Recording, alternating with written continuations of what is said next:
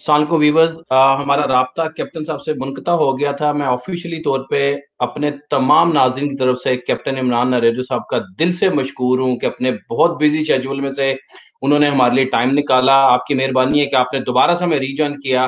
Captain साहब, I am not gonna hold you for very long. मैं आपसे ये पूछना चाहूंगा सर कि बात हमारी हो रही थी कि अगर हर तरफ ओशन ही ओशन है और हम लोग बड़ी ही गहरी सी के ऊपर सफर कर रहे हैं, और इन केस मेडे मेडे मेडे हो जाता है या इमरजेंसी लैंडिंग करनी पड़ जाती है, तो क्या ये चीज ऑलरेडी कैप्टन ने वर्कआउट किया होता है? क्या कोई करीब में कुछ समंदर के अंदर कोई जजीरे वगैरह होते हैं, कोई एयरपोर्ट होता है कि वहां पे फुल तौर पे लैंडिंग कर ली जाए, या उस सूरत में क्या हो सकता है? क्योंकि लोग घबराते हैं, समंदर के ऊपर सफर करने से भी डर लगता है कि कुछ ना कुछ होगा तो क्या होगा। देखिए सर, बात यह कि मैंने अटलांटिक क्रॉस किया है, या अटलांटिक की बात करते हैं तो जी। अटलांटिक पे जब हमारा ऑपरेशन होता है, जो आज भी हो रहा है, न्यूयॉर्क जा रहे हैं या टोरंटो जो कनाडा जा रहे हैं, तो ये चीज़ बिल्कुल होती है कि हम प्लान जी। करते हैं कि गॉड फॉरबिड हमारा इंजन एक इस पॉइंट से पहले अगर खुदा ना खास्ता इंजन फेल होता है तो हम किस जगह जाके लैंड करेंगे, और अगर एट द सेम टाइम अगर उस पॉइंट को गुजरने के बाद हमारा इंजन फेल होता है तो हम किस जगह। सारा प्लानिंग फैक्टर होता है, हर चीज़ को देखा जाता है, और फ्यूल को देखा जाता है, हाइट को देखा जाता है, टाइम को देखा जाता है, ये सारी चीज़ें कैलकुलेटेड होती हैं। तो ऐसा अब कुछ नहीं रहा इस एविएशन इंडस्ट्री में जिसको हमने ना स्टडी किया हो या ना समझा हो, क्योंकि इस सूरत में तो खुद हम भी इस जहाज़ पे सफ़र करना पसंद नहीं करेंगे जिसमें हमें चीज़ें क्लियर ना हो। आखिर हमारे अपने भी जान का, हमारी फैमिली का, सबका हम पे मतलब हमारी है, और हम भी ऐसा कोई काम नहीं करेंगे जिससे हम अपनी और पैसेंजर्स की जान को खतरे में डाल सकें। तो sir procedures always there. Sir जहाज पानी पे लैंड कर सकता है? वेरी स्ट्रेट क्वेश्चन है ये। बिल्कुल कर सकते हैं। जहाज़ की बॉडी जो बनी हुई है वो इस तरह से बनी हुई है कि वो फ्लोट करती है।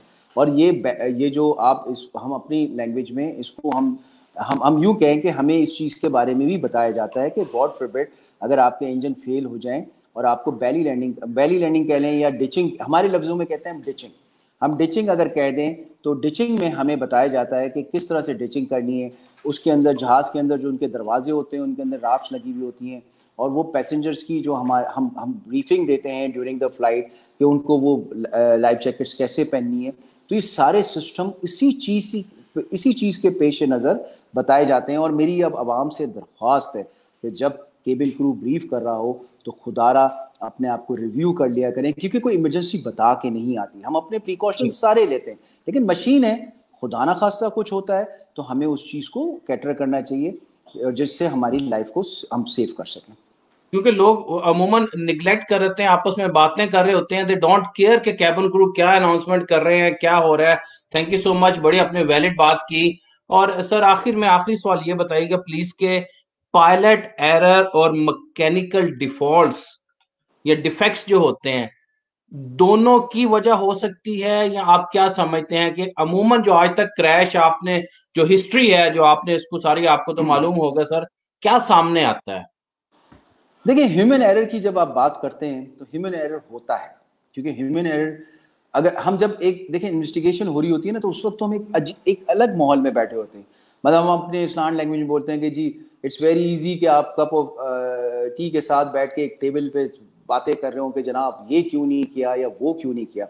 ये एक अलग चीज़ होती है। लेकिन एविएशन के अंदर जो एविएटर्स होते हैं, जो ऐसे रिस्पॉन्सिबल और सेंसिबल लोग होते हैं, वो बड़े सीरियसली इन चीज़ों को लेते हैं, और ह्यूमन एरर को ख़त्म करने के लिए और ऐसे इंसिडेंट्स से बचने के लिए फ़ौरन ही चीज़ों पे अमल दरामद कराया जाता है। ये जो एक्सीडेंट हुआ है, मैं आपको फिर रिपीट करता हूँ, इसकी स्टडी पूरी दुनिया करेगी, क्योंकि लोग चाहेंगे कि पता लगे कि एविएशन को किस तरह सेव कर सकते हैं। चाहे कोई भी एरर हो, टेक्निकल एरर हो, ह्यूमन एरर हो, किसी, अब देखिए ना, ह्यूमन एरर में क्या एक पायलट ही है, क्या हो सकता है एटीसी का हो, क्या हो सकता है कि इंजीनियरिंग का हो, क्या हो सकता है कि मतलब कोई और एरर हो जिसको हम लोग ही नहीं देख पा रहे हैं।